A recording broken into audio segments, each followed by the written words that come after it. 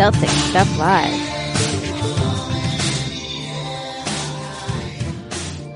Welcome to Celtics Stuff Live on the CLNS Media Network, the leading online provider of audio and video coverage for the Boston Celtics.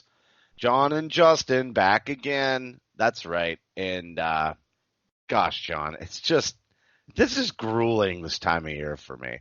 I don't know if you remember, but several years back I did like an off-season interview series just to pass kind of like this stretch of time and throw something different because there's just not a lot going on. I mean, we'll talk a little bit about Team USA, I suppose, but dude, go to the wire and take a look at all the big news stories regarding the Celtics. What do you have listed there? Something about teacups? Yeah, Tacko rode the teacups, man. That's the big news. That's the big story. That's what it's all about. That's the big hot. You got headline, anything that man. can? First off, how did he fit it in? Secondly, can you top that one? I don't think you can. I just went on the log flume down at Funtown here in lovely Saco, Maine, last week, and I was struggling to get my legs inside the log flume, so I'm not sure how they made that work. But man, the Celtics and Canobie Lake Park, there's few things that are better summertime fodder than that. Wow. Oh, come on. Wow. God, what a grump you are. Come on. I am in the off season. Fun. It's teacups. It's summertime and the living's easy. I mean, dude, we have got to get to the season. You've got to carry me. No doubt. You have to lift me up, put me on your back, and you've got to carry me like Isaiah Thomas all the way to the preseason. Seriously, I need an MVP to get me through this. You know, we will get there. You know, look, we're not that far away. We're like a month away now. I know, it's so close. We had an extra so long off season, you know, and we're gonna have some real live basketball to talk about once the USA, team starts picking up, and that will help. But yeah, people are dropping off. It increases the likelihood that all four Celtics and Marcus keeps hanging on while he recuperates, right? Now they're in Australia, so.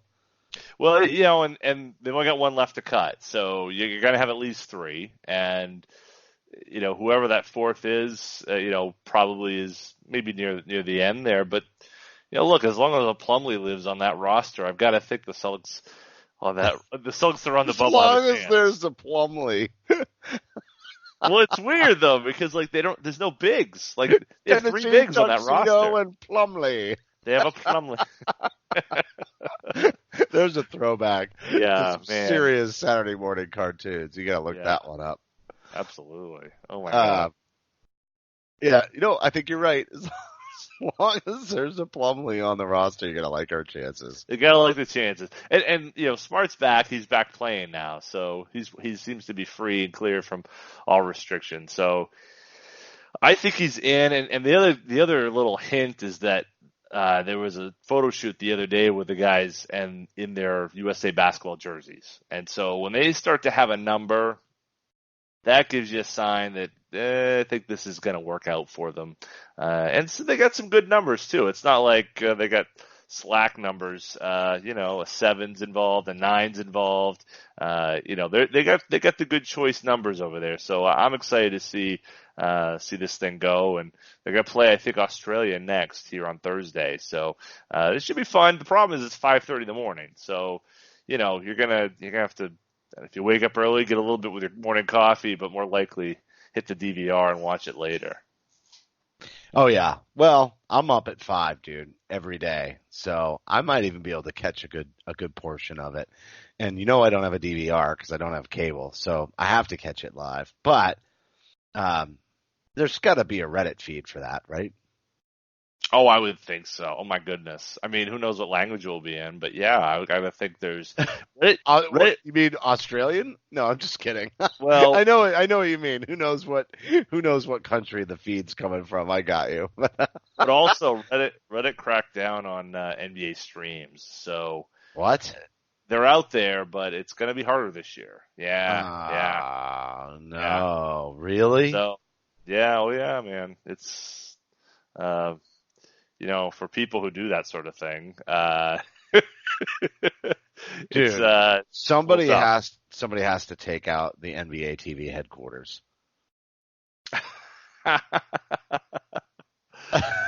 Seriously, you got to shut NBA TV down. It's got to get shut down because I can never watch. I mean, that NBA Reddit streams is what saves me. The League Pass shuts me out. Shuts me out Well, for not having cable. we didn't really talk about it too much, but the Celtics have like a fair number of national televised games this year, which is somewhat interesting given the fact that I think expectations locally are down. I think they have almost as many, if not the same number as they had last year. So it's really Well, it's strange, definitely something to talk. No, there's a narrative there. They have a whole. I mean, I'm not actually that surprised by that because they had all those nationally televised games last season as they didn't get, very many wins. They underperformed in terms of expectations, et cetera, et cetera, et cetera. The rebound year and the fan base and just how much hatred there is towards Kyrie. It's like every game where Kemba Walker can go off is like this little ounce of vindication. And people are going to be watching this, right? They're really going to be watching this team. And honestly, if the team rebounds really well and does better than expected, it's the loss of Horford, and we'll get to that in a little bit. It's the loss of Horford that really hurts, I think, and so who knows? Maybe this thing does kind of come together, but everybody's going to be looking and watching. I'm not surprised. There's definitely a storyline there, an exciting storyline. Gives the announcers lots to talk about in a lot of these nationally televised games, and they're always looking for these kinds of stories. Well, you know what? It's the sixth time this year that we've talked to Kemba Walker on this broadcast about how he has had to fill the shoes of Kyrie Irving, right? Like you're going to get that over and over. But it's just the kind of thing that plays with the general public. You know what I mean? It's what they want to see. It's easy storytelling. It's not the work of a Mike Gorman, right? It's not the work of a Tommy Heinsohn where they weave in the narratives of the team all along. They really just want one big one like this, a little bit of drama, and then there you go. And they're going to get it. But here's the other thing. Looking at the team and their potential to overperform expectations or perform above expectations, I mean, you were bringing the ESPN RPM and the 538 projections out as we were kind of preparing for this. I think I'm surprised to see the Celtics sitting at number 2 on the ESPN RPMs. But then when you look at the win total being 47, it's almost a sad statement on just how they think the Eastern Conference is going to do. Just when we thought things were starting to balance out in this league. Well, yeah. I think that, I think even the Celtics were probably envisioning that the East would be weaker this year too, as they were putting together their master plan that ultimately went belly up. But no, you're right. I mean, I think that it is the lazy storytelling in one part, but also the lack of truly marquee teams in the East, but everywhere. So, if you've got all these stars moving west, somebody's got to fill that early 7 or 7:30 time slot. And why not the team with Kemba Walker and some young stars, as opposed to, I mean, what? You're not going to talk about Washington and their horrendous team, even though Bradley Beal's a good player. The Knicks suck. The Nets are Kyrie Irving and, some young players, but none with the pedigree or the following that the Celtics have. You really look at the Eastern Conference, it's easy to see how they're the most interesting. But I think in terms of a comparison to where the fan base thinks they are, I think we're still light years beyond. And Sean Grande kind of talked about that with Adam Kaufman on Celtics Beat this week. I thought, about how the expectations are so much different. And if the Celtics match what they put together in win total from last year, I think the Celtics fans would be generally happy with that, in spite of, maybe what that should mean. Yeah, for sure. 49 wins last season. Again, RPM predicting 47.4. 538, saying the Celtics come in behind Philly at third with 46 wins. But then, just look at the last several years and this team's record. So 49, like you said, and then 55 and 53 the years before that. But in 2015, 2016, this team had 48 wins. Like, and Right. this team is way more talented than that season's team, with the exception of prolific Isaiah Thomas, right? And so, and even then, 48 wins. Like, I don't see how this team. I think this team can still get 50 wins. I don't think they'll go over 50 wins by much, 50, 51. But I don't think it's, like you said, for them to match last season, that's doable. And they managed to get 49 playing like crud. And I don't see how they can't get 50 wins. Now, you and I have eaten some major crow predicting 55 wins, 56 wins in the past, and we came in pretty close, with that 55 win season. I think you nailed it maybe, and I was one win off. Maybe I said 54, 56. But either way, like, I don't think they're going to climb into mid-50s, but I think it's 51 to, 50, 51, maybe 52 if everything's really humming, is really not out of the question, even with the loss of Horford. I think you're right. I think that's exactly right. I think there's a number of outcomes, I think, for the Celtics team, right? I mean, I think that there is a mid-50s team in this group.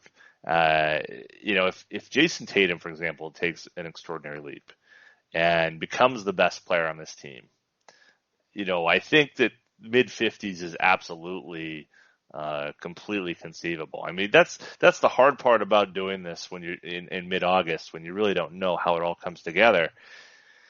You're judging based upon what you see from one year to the next. And if he makes that leap, okay, and I think the Celtics need him to make that leap for this team to really go on the trajectory it needs to. I don't know if he has to be the best player this year, but has to be on the way to being that within the next year or two. Then I think you could see a mid-50s win total, and not to mention Gordon Hayward. I mean, we saw in many cases of the Celtics, let's say 4 of their 5 or 6 best players, all of them had, in parts, apart from probably Marcus Smart and Kemba Walker, who wasn't here, their worst season as a pro last year. And what are the odds that we're going to see see that again? It seems pretty unlikely. It seems like all of them should be able to take a step forward. And of course, you're pulling Kyrie Irving and Al Horford from that mix. But look, what is the difference between this team? It's fine. So, yeah, this is what's crazy to me. So Al Horford shows up, joins a team that won 48 games, right? So compare that team with Isaiah Thomas to this team with Kemba Walker, and you're telling me they're predicted to win 1, or I should say 2 to a half a game, somewhere between a half a game and 2 games less than they did the year before Al Horford joined the team.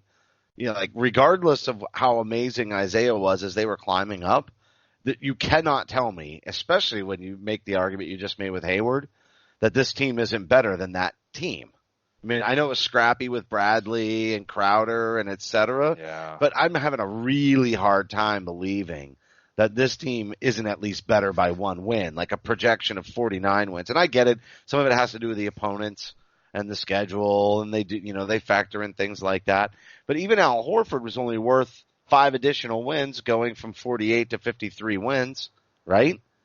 And I'm not trying to diminish 5 games as 5 games, and the team's defense was way better, and all the things that he did to impact in terms of being a big free agent, and that's partly the reason I'm sure that it helped them attract somebody like Hayward. Hey, no longer is Boston getting snubbed by big free agents, and there were so many other things to talk about there, but literally added 5 wins to that team. Mm-hmm. So you're telling me that the getting rid of the bad attitude, whatever the issue was in the locker room chemistry, bringing in Kemba Walker and losing Horford, and then all these young players being better and Hayward getting better, you're telling me that they're not better than the Isaiah Thomas-led team pre-Al Horford? I just have a hard time believing that. That's where I look at 50-51 wins. The chemistry issue potentially lingers, but outside of that, if that is truly corrected and you've got the right locker room, and everybody's bonding in Australia with Team USA and building a foundation, I find it really hard to believe that they're not going to be able to recreate some of that magic and get into the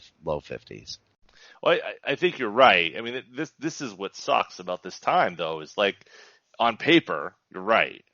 But the Isaiah team didn't play on paper. If they played on paper, they would have won 43 wins, right?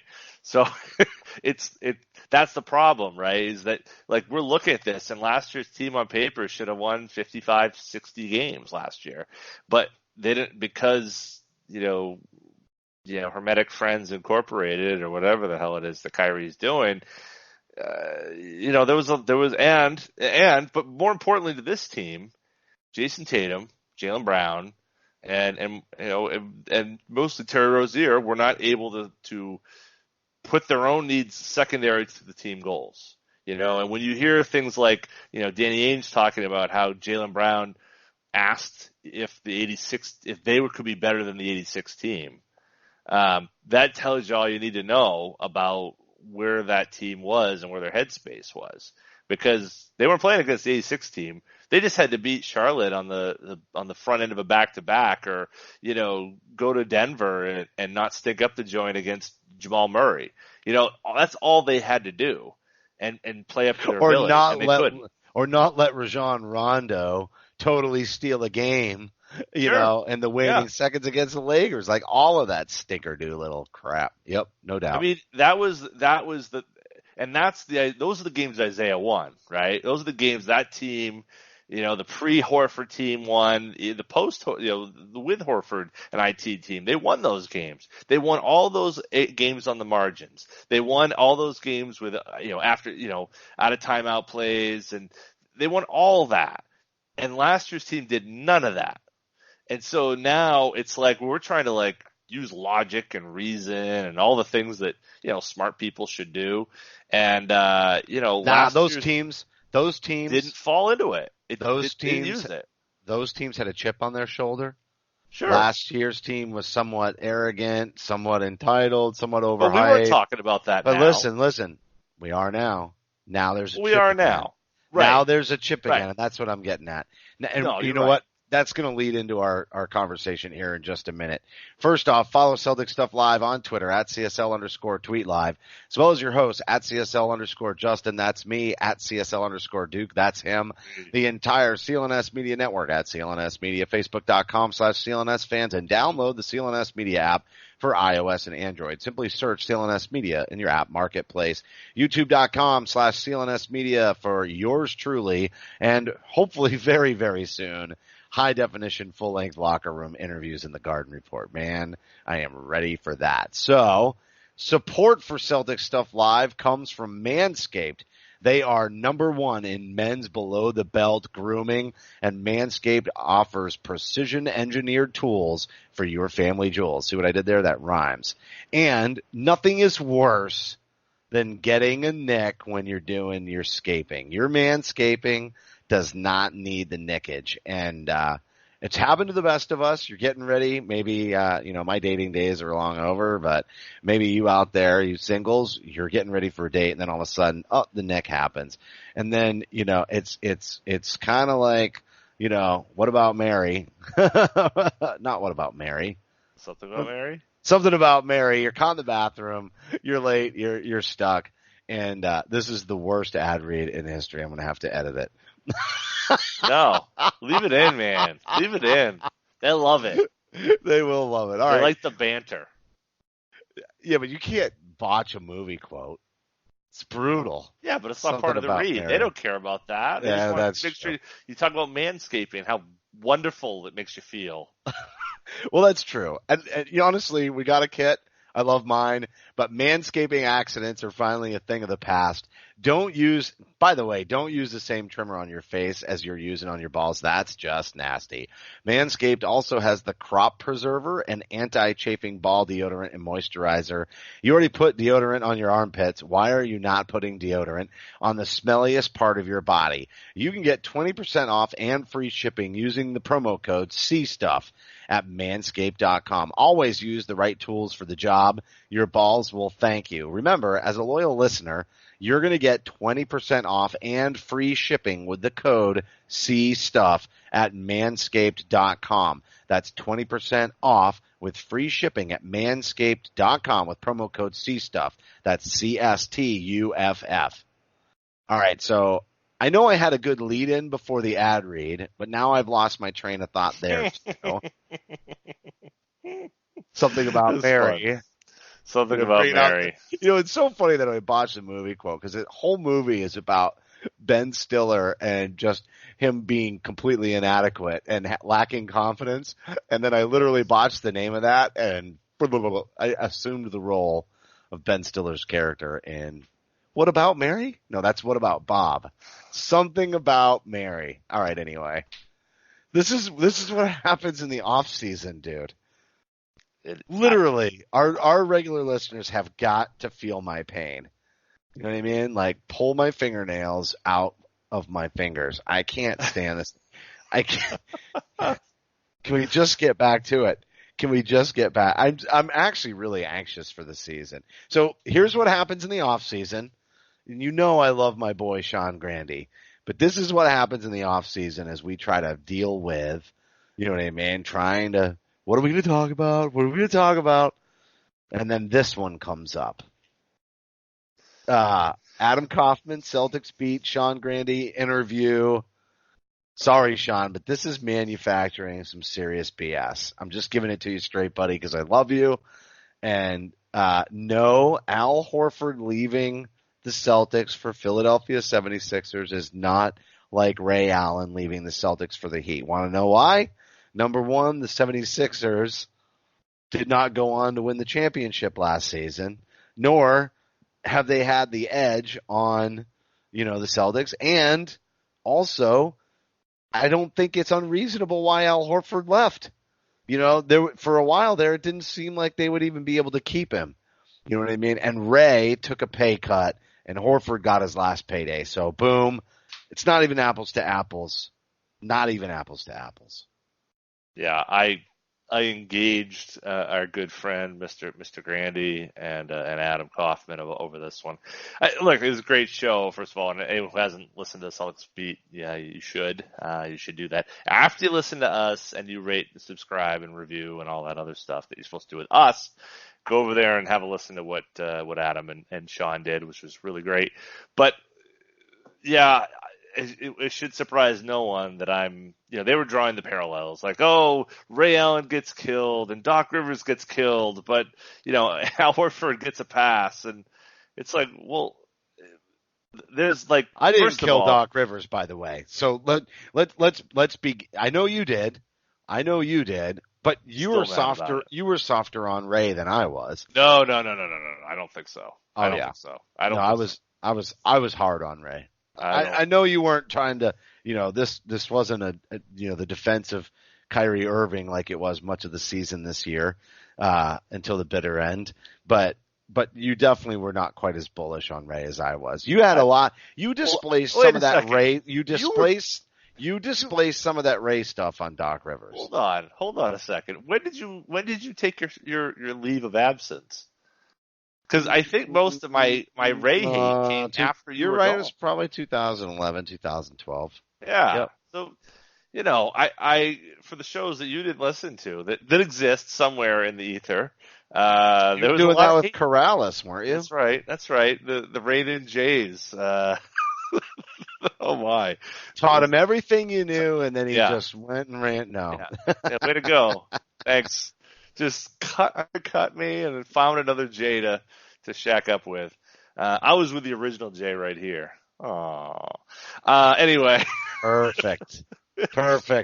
But look, I mean, Ray Allen, to get back to us, Ray Allen is, I think he made a terrible decision. And again, I'm looking at that through 2012 lenses. The league is different now. Everyone moves everywhere. This isn't the idea of a core player leaving. Well, we don't like it now. Franchise and going to their biggest rival is like, that's ludicrous. Kevin Durant. 2012. Now, Kevin Durant. Right. Now we don't even think twice about it because Durant kind of reconfigured things. But Ray's move on a team that was so tight, so badass, so together, and he's the one that takes off for less money, mind you, to go play with your biggest rival. That's the inherent injury. That's the inherent injury right there. is he already won a championship and now he's on a championship grab. He's just going Sure. that there's another piece of that, which is the same. There's parallels other than the money cut. And even then, I guess Durant, he didn't have to take a pay cut for going to Golden State because of the way that all worked out, right? But that's basically the same thing, right? You're going to go join the top team to go chase rings, and you're going to leave your buddy, and this is the team you've been battling with the rest of your teammates against all that time, and then you flip sides. Like, I get what you're saying, but, even take like a Kawhi Leonard going to the Clippers. That's got no bearing on dynamics for Toronto. None. That's Zero. not the same. Right. So, even Anthony Davis, and the whole Rich Paul thing that's making you bananas and him winding up in LA, still not the same. You're not talking about being one of the top 2 teams in the league, or at least in the conference, and then defecting to the other team. That's where Durant and Ray got it together. I still don't think that's happening very much. I still think that a lot of players know that's kind of a no-no. Even Durant leaving Golden State and joining up with Kyrie in Brooklyn, not the same thing. You know what I mean? If Durant wants to leave, regardless of the injury, even if he was healthy, etc., doesn't deserve nearly the criticism that he got for going to Golden State. It's not the same. And Horford going to Philly, I'm sorry, but outside of one playoff series and, a bunch of young players to draw some parallels between Philly and Boston, still not the top 2 teams in the Eastern Conference. Have barely battled once, and the Celtics were victorious. So Horford didn't go to a team that was victorious over them to go chase rings. So if anything, he's trying to prolong his career by being pseudo backup to an emerging player in the league, and bring that veteran stalwart presence and help them build the locker room. Not the same, not even close. Yeah. No, and that's so you take that scenario, right? And it's not close. You take what's happened here, and so let's take the fans aspect of it, right? Because all the structural reasons for me to you, it's not the same. But let's talk about the fans' reaction, because that's kind of where they were trying to go with that too. The fans were invested. Also in Al not Horford. the same. Yep. But Ray Allen was a core member. It was the 3 of them on that dais there that day that I remember, right? Right. The NBA ad that they had, they played Badfingers. I remember, it was the 3 of them on that dais. It was Ray and Paul and KG. And that was what it was. And Rondo was a huge member of particularly those 10, 11, 12 teams. But it's those 3. And throughout that time, even as Rondo emerged, as fans, we looked at those 3 as a unit. Now, we understand now that Ray was feeling outside of that group and all that. But again, as fans, those guys are a unit. And for one to say, peace, I'm out of here, I'm going to go play with our biggest rival.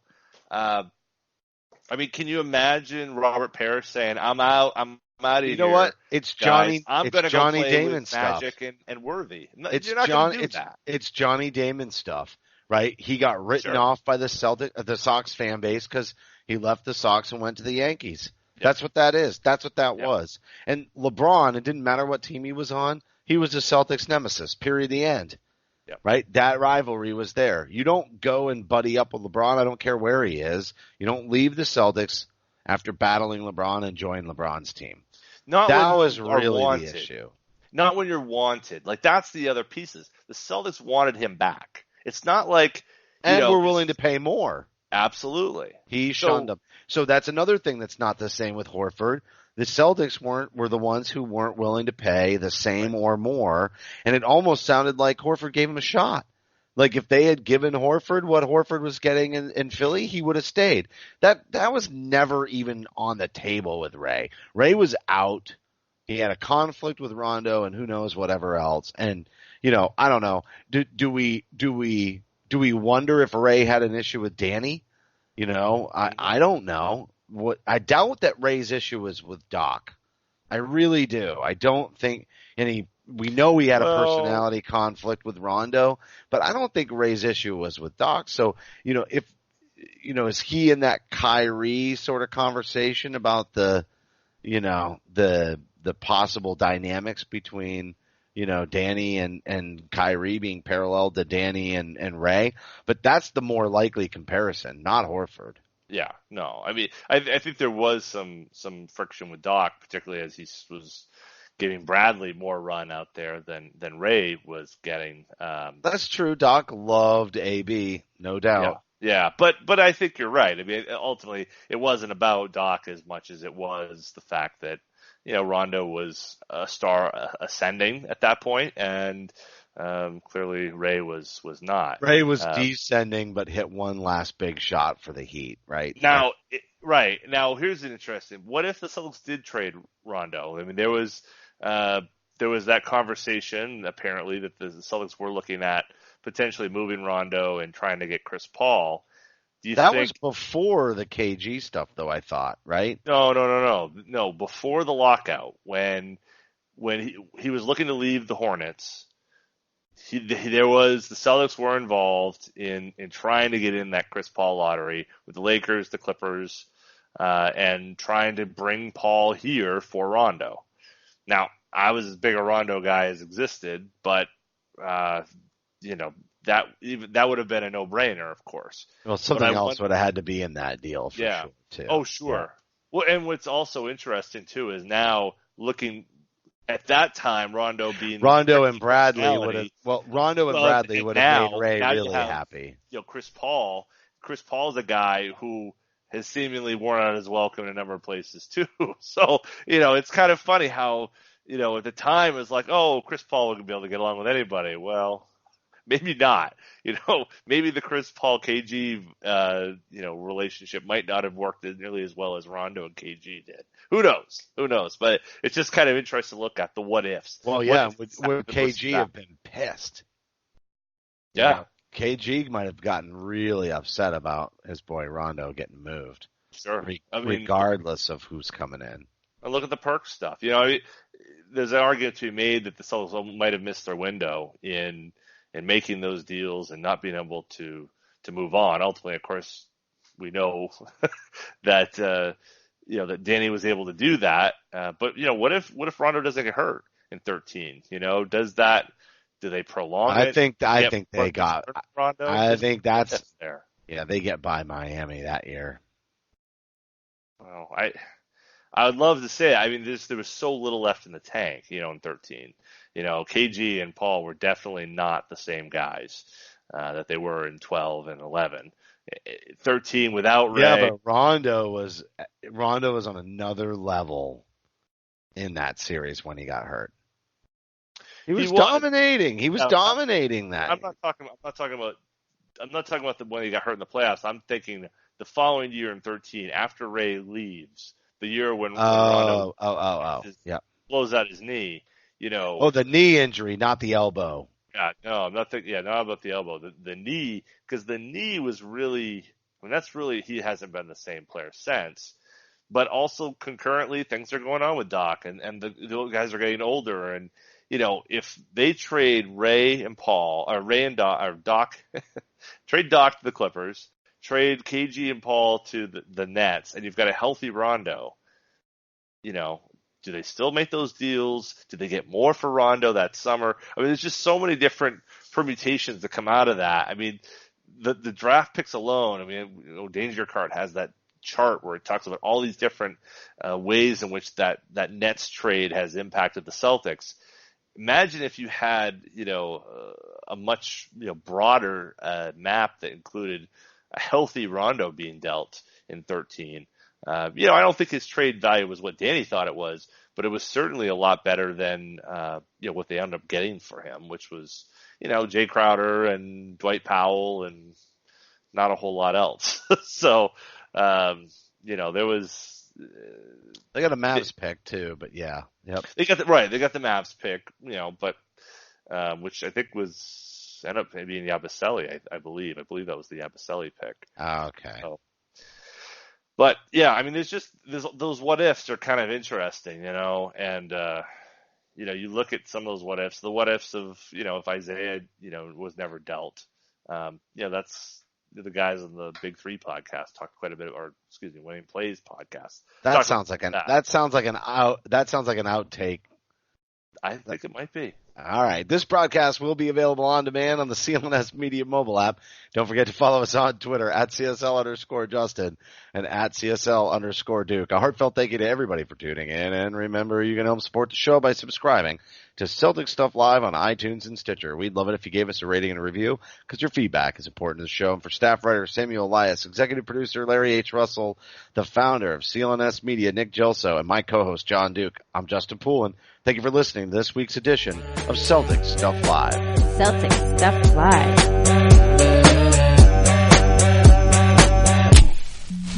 Yeah, the what ifs around Isaiah Thomas are too numerous. I mean, okay. I mean, just from the injury standpoint, period. So thinking back to that, you have Tatum, you have Gordon Hayward, you have Horford, you have Jaylen Brown, you have the Nets pick, that became number 8. So you don't do as well against let's say they don't make a deal. You still have Jay Crowder too. You have Zizic. No, they're going to make that deal. I think Danny gambles on Kyrie again. Well, but what I'm saying is if you don't make that Isaiah. deal, I know, but I know what you're saying, but like, if that doesn't happen, he goes to Phoenix or he goes somewhere else. Then, I get it. You can know. set that. I just think that deal still happens, but we can go down fantasy road. Right. So heading down fantasy road with Tattoo and Mr. Rourke. They're playing. What I'm saying is, boy, there are some serious old school Bizarro references in this show. I thought so. I'm gonna put my white suit on and play like that's early '80s. It is, man, right? So you've got those guys. I don't think obviously they don't get to Cleveland in 18. They don't get to the finals there. They probably Hayward doesn't get lost to injury. Now you still have to figure out how those three guys play together. Hayward, Tatum, and Brown. You've got a hurt Isaiah Thomas, so he doesn't play most of the year. Probably Smart is playing a lot of minutes that year, right? They probably sign a free agent point guard, maybe, or something, or maybe a guy like Larkin gets more minutes. I was just gonna say, I think Larkin's just more prominently featured. The money was still the money. You know what I mean? Rozier too. You got Rozier as well. Can't forget Scary Terry.